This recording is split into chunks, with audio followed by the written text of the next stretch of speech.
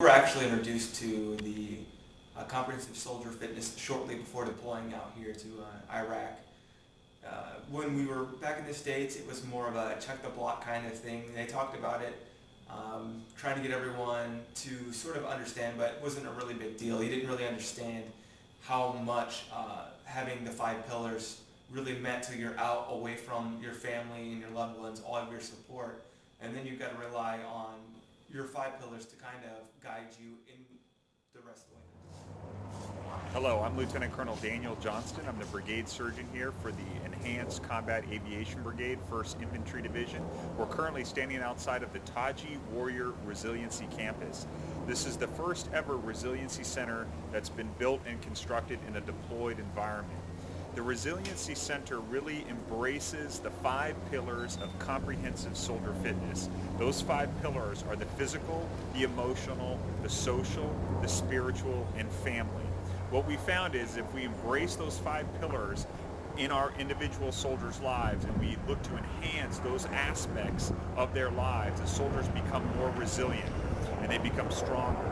They're able to perform better and they're able to withstand stressful times when they do come their way.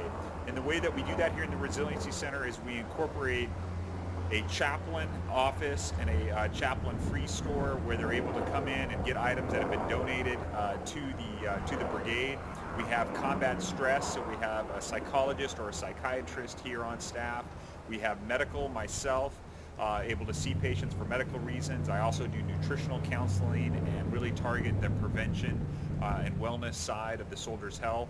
And then we have a gaming room, we have a movie theater, we have internet, spa war phones, enable the soldiers to call back home and talk to their families. So we have all kinds of different, from recreational to actual medical services to mental and spiritual health services, all in one facility. And it's the integration of those different services and those different capabilities that really I've seen firsthand enhance the soldiers' lives over here and make them more resilient and better. One side of the building is where we have key services for the soldiers, such as chaplain and a combat stress office or a psychology office. And then the other side of the building is divided up into more of the recreational, social aspects. And so we'll see those.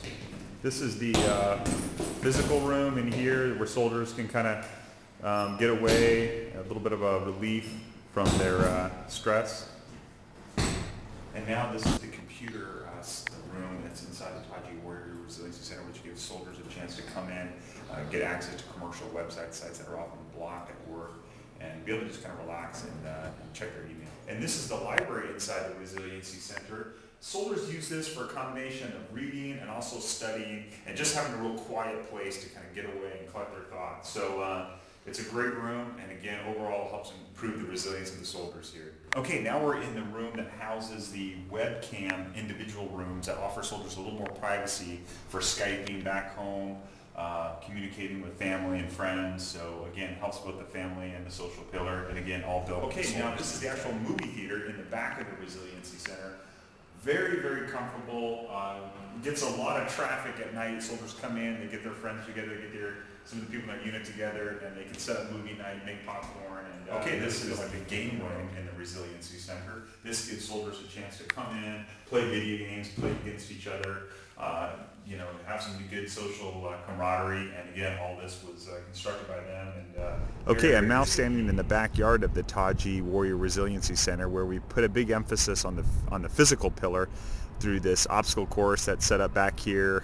We also have some areas where soldiers can get together socially. We got some fire pits, some horseshoe pits that have been constructed in the backyard, and then we also have some volleyball courts. Realizing that physical fitness does so much more for the emotional health and the overall mental health for the soldiers beyond just the physical benefits. So this has been a great asset to the Resiliency Center in improving the resilience of the soldiers.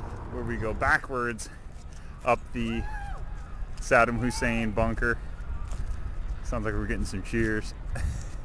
This works the core, the lower legs, upper legs, and the shoulders and arms all at once, as well as a great cardiovascular workout. We didn't really understand how much having the 5 pillars really meant till you're out away from your family and your loved ones, all of your support.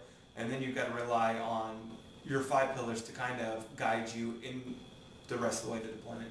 So what it's meant to me is making sure that I'm trying to stay socially apt, get together with my comrades when I'm feeling, low or down or just need someone to talk to, as well as keeping my family in mind and being physically fit, because, if you're always sleeping and not eating correctly, not working out, being run down, it's going to affect your family greatly when you're talking to them on the phone and you're just kind of dragging, and as well as work. So I think overall what it's meant to me is it's really been kind of keeping the boat on the water, keeping it full speed ahead. Every now and again you get a hole, you start to sink, but as long as you've got somewhere to remember where you're at and build back upon. And I think comprehensive soldier fitness for me has definitely been more of a guideline to pulling myself back out of the hole that we kind of find ourselves falling into from time to time.